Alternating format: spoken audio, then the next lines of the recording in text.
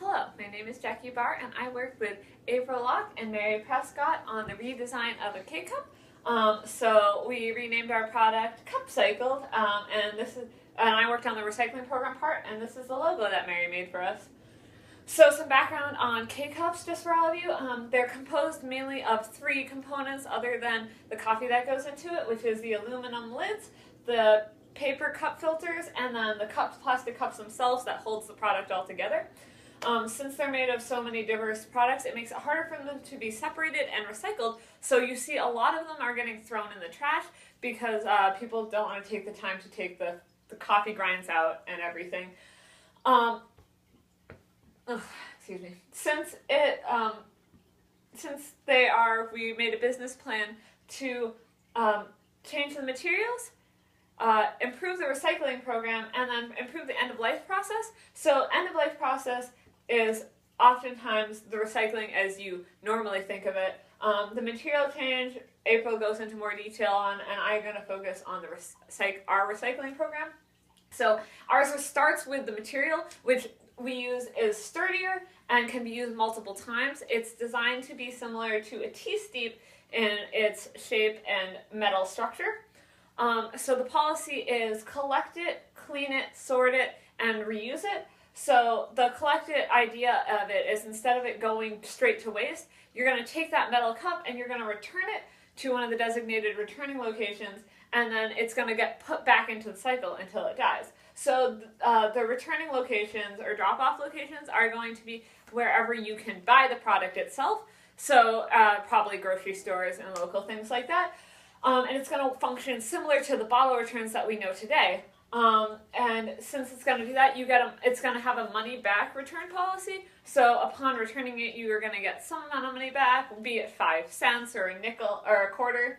And as the program grows, that amount theoretically could increase as it goes along. Then a vehicle who is dropping off like the new coffee pods to the store can pick up the old ones that are dropped off at that storefront and bring it back to our manufacturing plant to be cleaned thoroughly, take out any of the old coffee grinds that may still be residue in there, and then that can go into the composting as to not waste anything.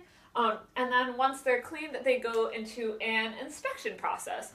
And so this inspection process is going to sort them into good or bad.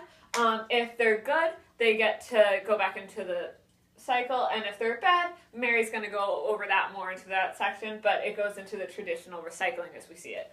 So again, if they're good, that means they passed inspection.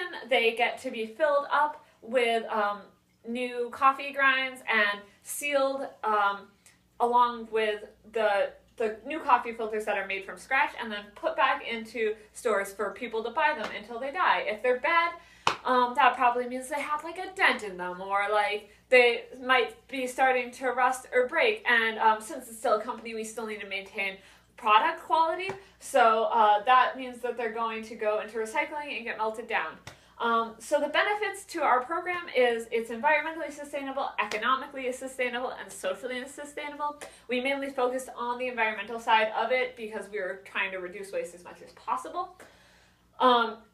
So with the environmental side of it, it reduces waste at every step, starting from the material step, going through the reduction of production steps, and then ending with the recycling step. So within the material step itself, starting from the very top, the material is one material. So that means that it's coming from one source location and not multiple different ones. So you're reducing on the amount of exterior waste that's being produced in all of those multiple steps.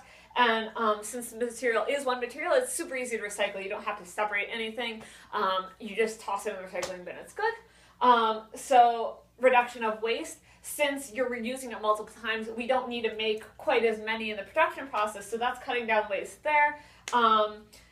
You're cutting down on the original source waste as well. On the economic side, it's cheaper theoretically because of that. It makes the product cheaper. The overall profits are going to be higher because we're not going to make it cheaper in store. And then the reward program is good to give back to the economy, even if it's super small. The social side, the reward program is good for customers. It provides more jobs in our company because we have the recycling steps that most companies don't have, so we need people running those steps. And then it also cuts down on waste in low-income areas. So in conclusion, it's beneficial not only to the environment, but also for the company's economic side, and it's better for the community overall. Thank you very much.